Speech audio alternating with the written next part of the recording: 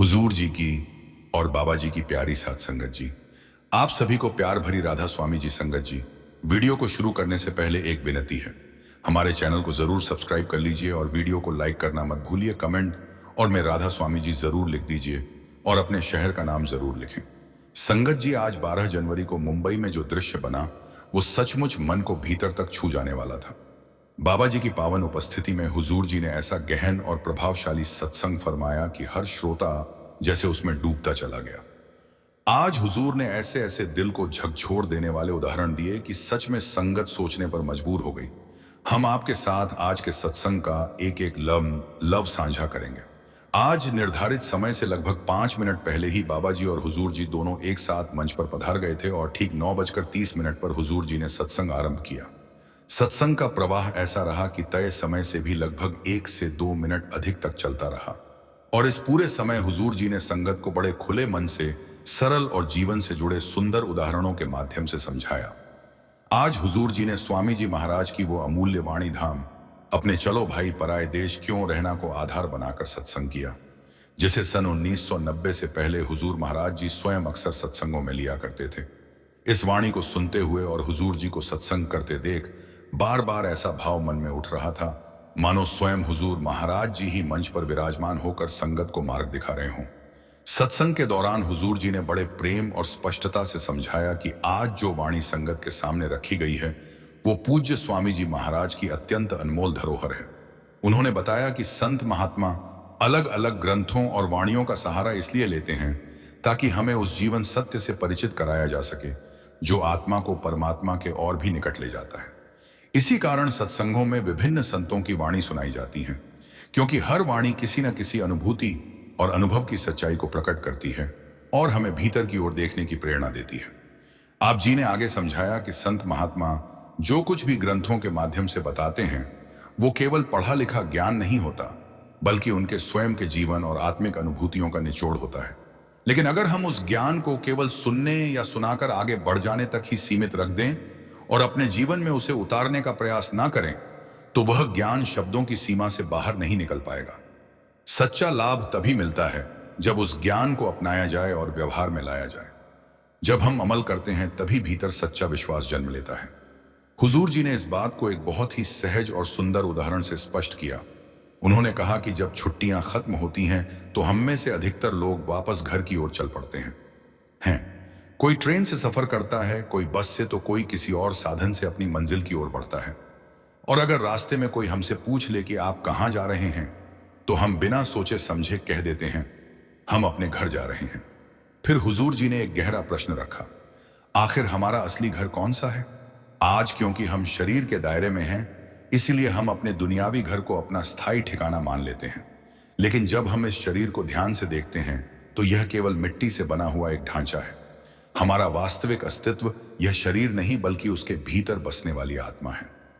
आप जी ने इसे और स्पष्ट करने के लिए उदाहरण दिया कि जैसे किसी गाड़ी से उसका इंजन निकाल दिया जाए तो वो केवल लोहे का एक निष्प्राण ढांचा बनकर रह जाती है, उसी प्रकार आत्मा के बिना यह शरीर भी केवल मिट्टी का ढेर मात्र है।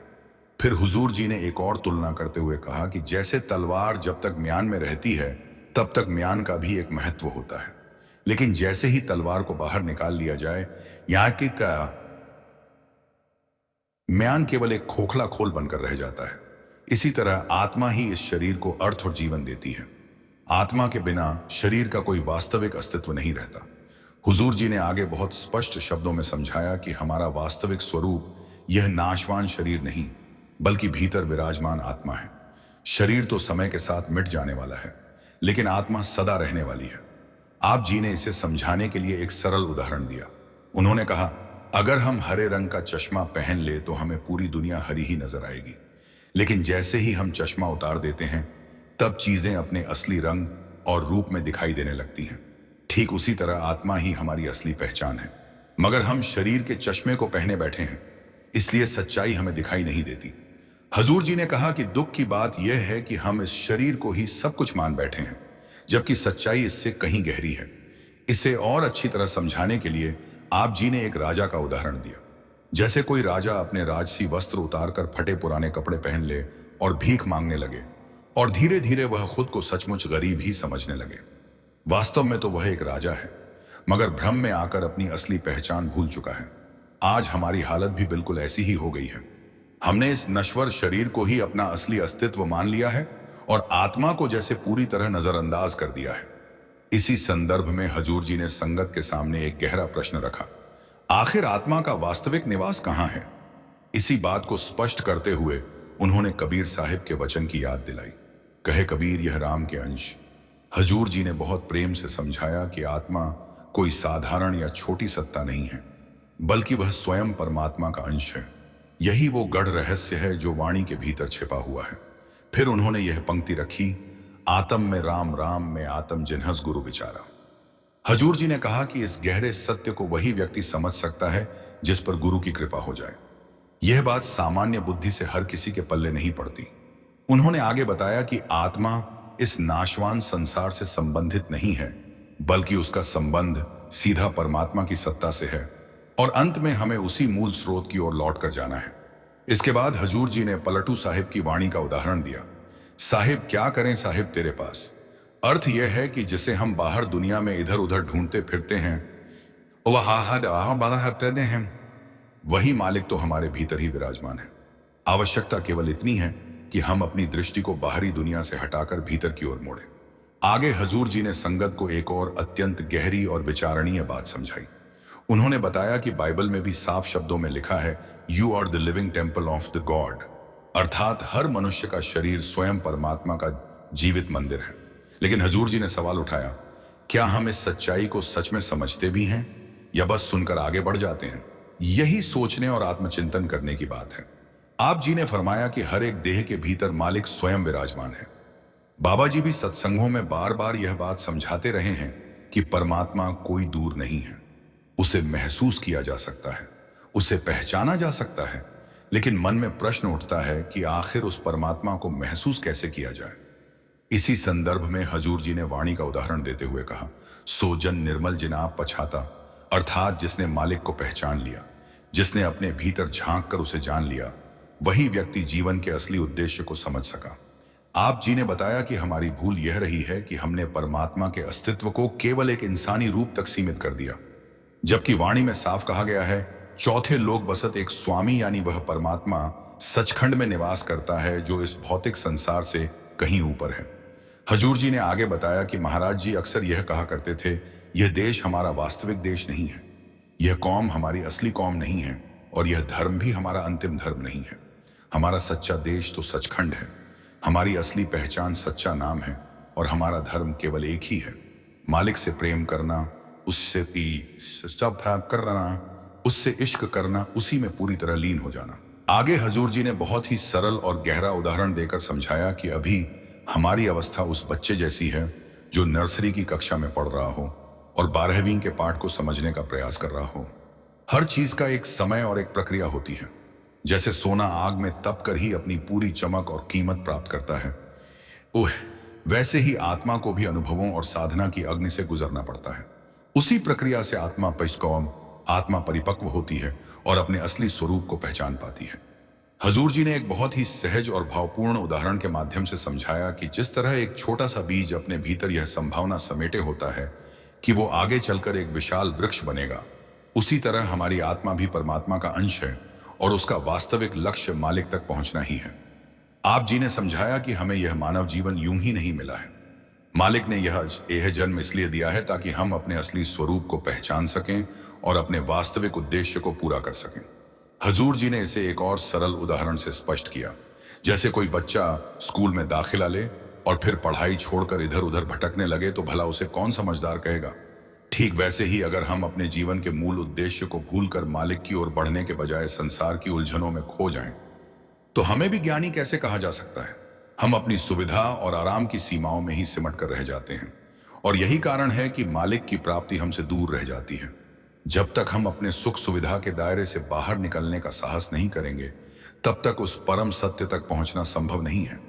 हजूर जी ने आगे बताया कि जब आत्मा पहली बार इस सृष्टि में आई थी, तब परमात्मा से अलग होने का कोई दुख नहीं था।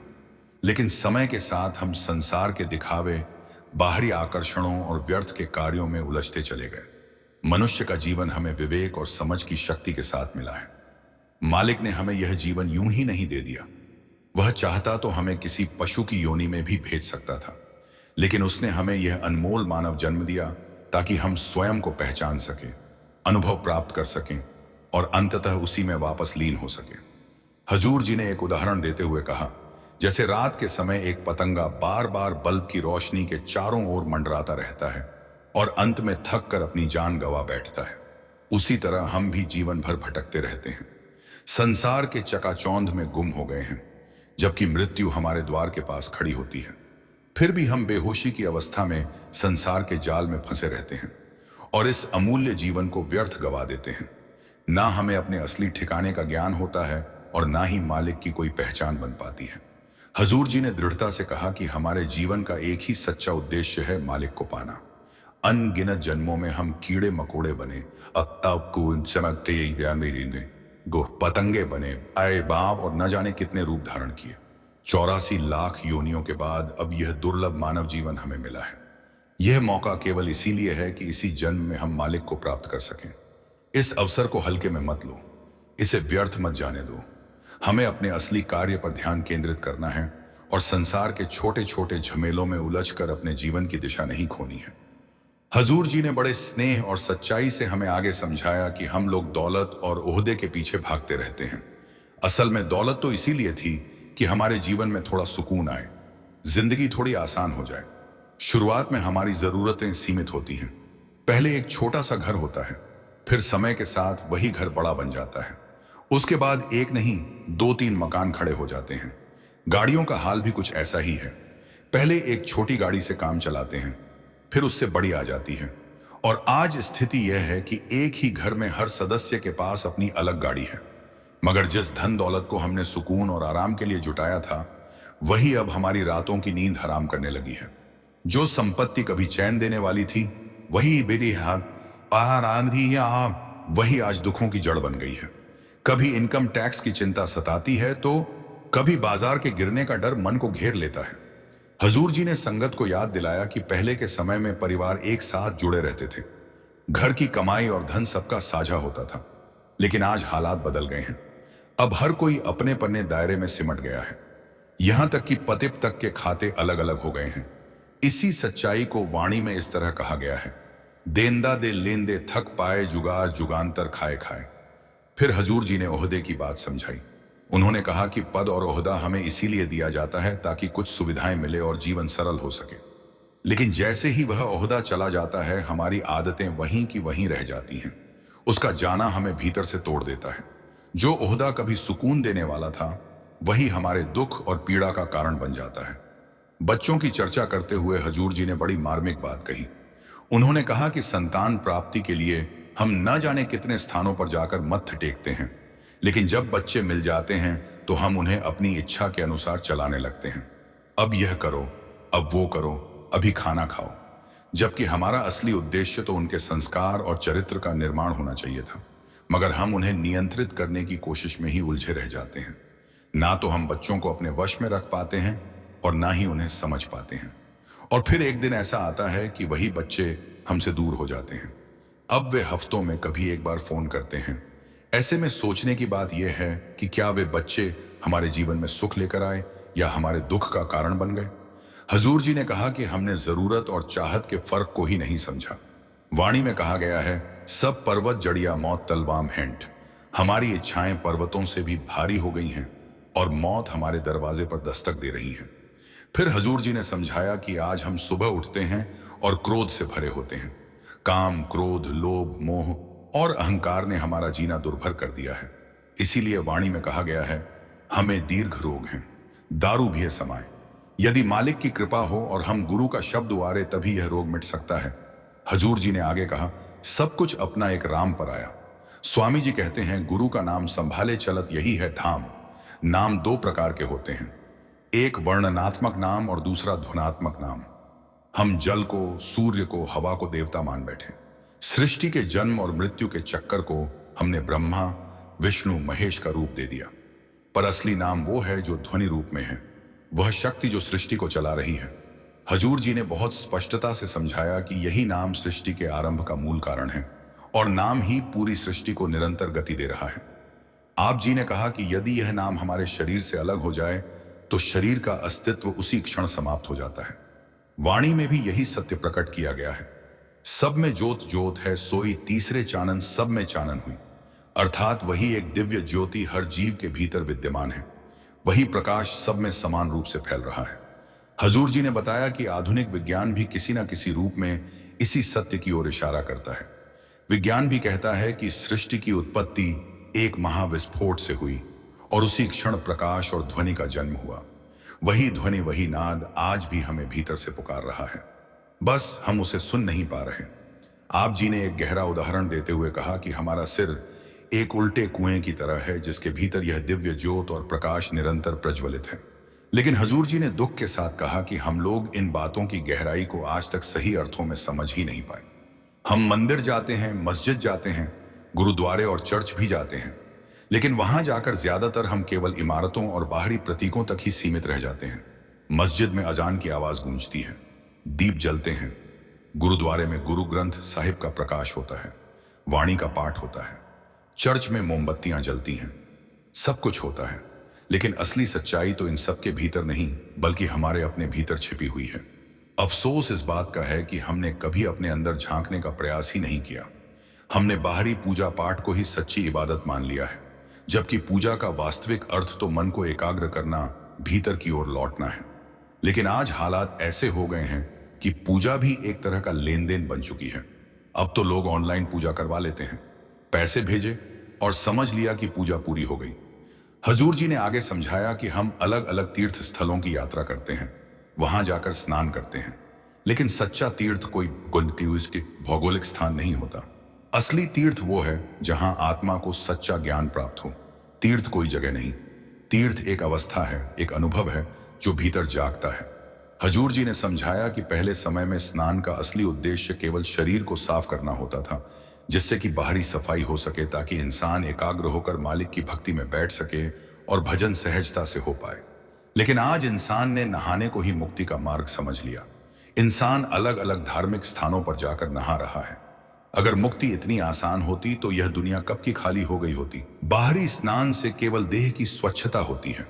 मन की मलिनता को दूर करने के लिए शब्द का सहारा लेना अनिवार्य है। इसके अलावा कोई दूसरा उपाय नहीं है। इसके पश्चात हजूर जी ने संगत के सामने एक अत्यंत महत्वपूर्ण प्रश्न रखा, आखिर गुरु होता कौन है? आप जी ने बहुत स्पष्ट शब्दों में समझाया कि सच्चा गुरु वही है जो हमें नाम से जोड़ दे, जो अपनी पूजा या बढ़ाई करवाने के स्थान पर हमें नाम की कमाई की ओर प्रेरित करे, जो हमें यह सिखाए कि मालिक के हुक्म में कैसे रहना है और उसका हुक्म क्या है। वाणी भी इसी सत्य की पुष्टि करती है। एक नामो हुक्म है, नानक सदगुरु दिया बुझाए ज्यो। हजूर जी ने आगे बताया कि बाहरी रूप में मिलने वाले गुरु हमें भीतर विराजमान सच्चे गुरु तक पहुंचने का रास्ता दिखाते हैं। वास्तव में असली गुरु तो हमारे अपने भीतर ही निवास करता है। इसी गहरे रहस्य को वाणी में इन शब्दों के माध्यम से प्रकट किया गया है।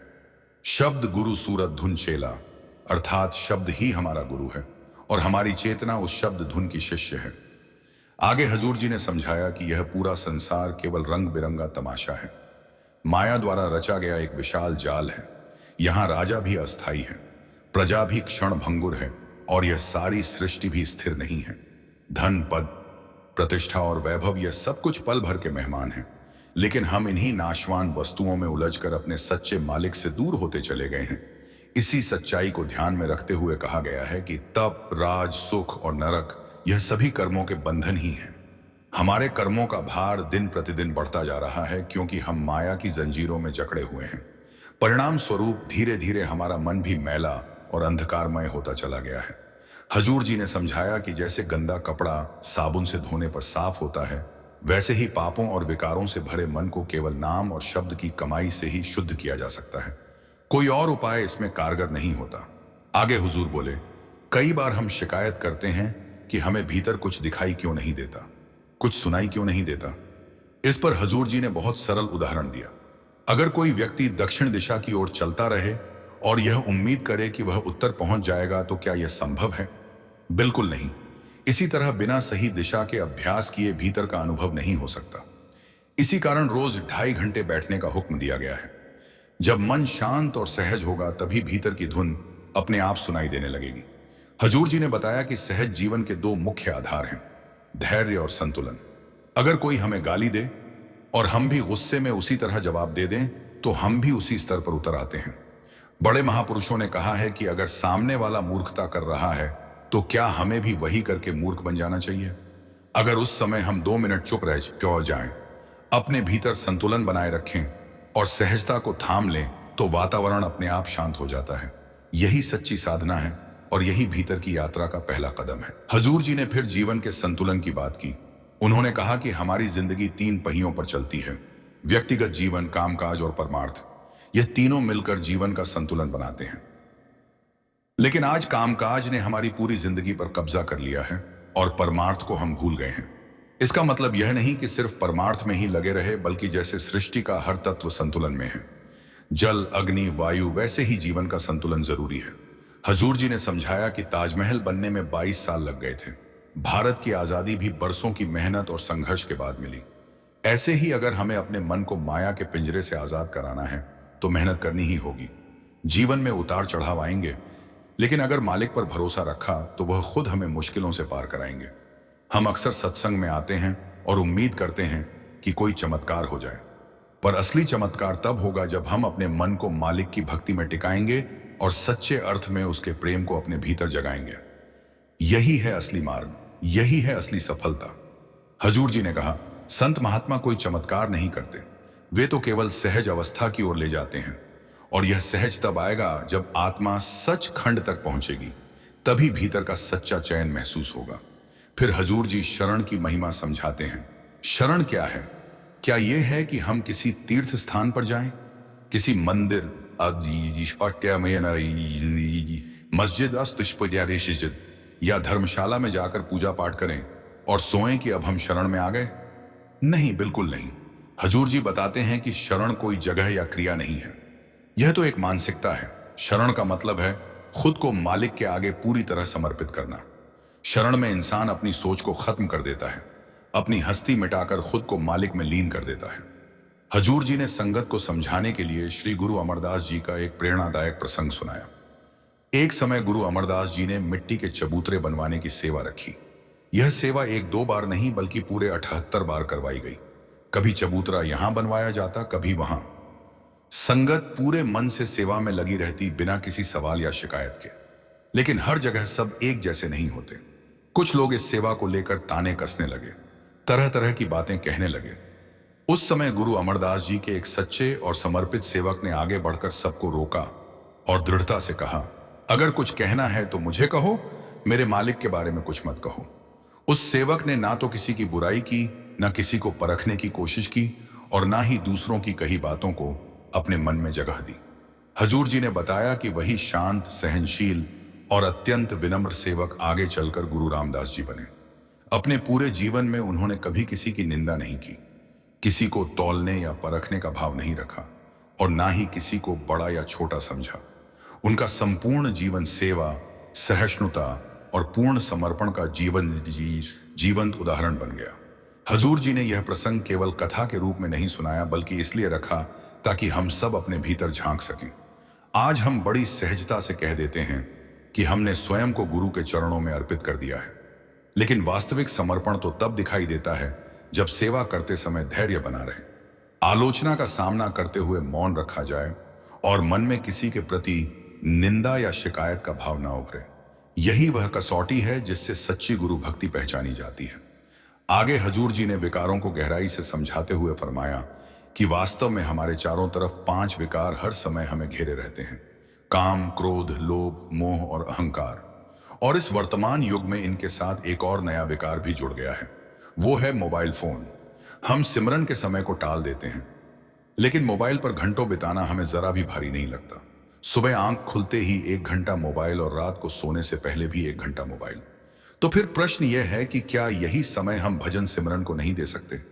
स्थिति यहां तक पहुंच गई है कि यदि किसी दिन मोबाइल हाथ में ना आए तो मन बेचैन होने लगता है, घबराहट सी महसूस होने लगती है। हजूर जी ने आगे स्पष्ट किया कि कोई पूछ सकता है, सत्संग में मोबाइल जैसी बात क्यों उठाई जाती है? इसका कारण यही है कि सत्संग में हर उस विषय पर चर्चा होती है जो हमें हमारे मालिक से दूर करता है।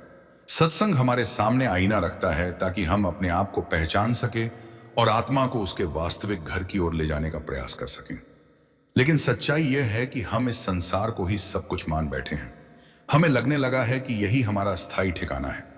महाराज जी हमेशा समझाते थे कि ना यह देश हमारा असली है, ना यह कौम, और ना ही यह वह धर्म। हमारा वास्तविक देश तो सचखंड है, हमारी सच्ची पहचान सतनाम है, और हमारा असली धर्म मालिक से प्रेम करना है, उससे इश्क करना है, पूरे मन से इश्क करना है। हजूर जी ने बहुत सरल शब्दों में कहा कि हर जीव के भीतर वही मालिक वास करता है।